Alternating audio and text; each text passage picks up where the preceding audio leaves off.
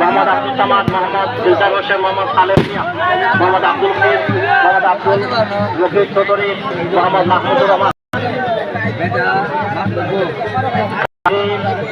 সুফি, মোহাম্মদ জামাল ইসলাম, ফজল আনিকা, জহির মিয়া, মঞ্জুর চৌধুরী, আমিনুর রহমান, হাবিবুর রহমান, মশিউর রহমান, মানিক মিয়া, শাকির মিয়া, কাজী জাফর, আরিয়ান কাহান, এনামুল ইসলাম, জৈনুর রহমান এবং নাজমুল ইসলাম সহ উপস্থিত যারা আছেন মোহাম্মদ আবু মিয়া, শাহ সাজেবুর রহমান, সলমান খালেদ, মুজাফির হোসেন, আবুল হোসেন, মাহমুদ মিয়া, মোহাম্মদ মকবুল হোসেন, শামসুল ইসলাম, আনা মিয়া, সাজান, আসদ মিয়া, ইশরাক মিয়া, রহিম মিয়া, রফিকুল্লাহ মিয়া, মোহাম্মদ মিয়া, মোহাম্মদ সাজিদ মিয়া, তারা প্রত্যেকে মঞ্চ উপস্থিত আছেন এবং মঞ্চ তারা আলোচিত করেছেন।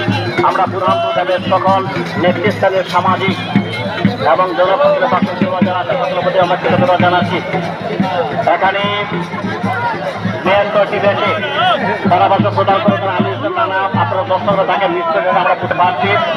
আমরা ইতিমধ্যে বছর দিনের আগে বেশ কয়েকটি ম্যাচকে আমি কাভার করেছিলাম, সেমিফাইনাল ম্যাচে আপনাদের সাথে সঙ্গ দিয়েছিলাম। আজ ফাইনালে অনেক প্রত্যাশা, অনেক আশা আকাঙ্ক্ষা নিয়ে এখানে এসেছি। আমরা চেষ্টা করবো ধারাভাষ্যের মাধ্যমে প্রত্যেক খেলোয়াড়ের জন্মস্থান তুলে ধরার জন্য, তাদের দেশের নামটি তুলে ধরার জন্য।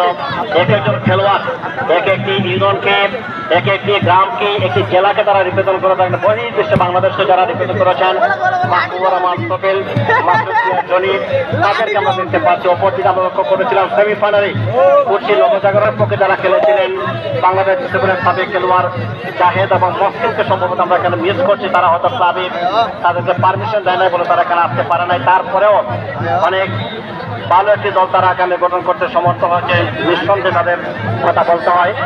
কুর্সি নবজাগরণের পক্ষে যারা খেলবেন যারা আছেন রেজওয়ান শিকদার, গোলবারে আছেন সৈকত হেলাল, আল মামুন, যাত্রুবাদ 13, শামীম যাত্রুবাদ 4, মান্ডি মনির যাত্রুবাদ 2, মুজি যাত্রুবাদ 3, উসমান যাত্রুবাদ 5, কামরান যাত্রুবাদ 15, বাপু যাত্রুবাদ 7, মুস্তফা যাত্রুবাদ 8, শেখ কামারা যাত্রুবাদ 14, রাসেল যাত্রুবাদ 9, বেনরামা যাত্রুবাদ 10, আনা যাত্রুবাদ 12,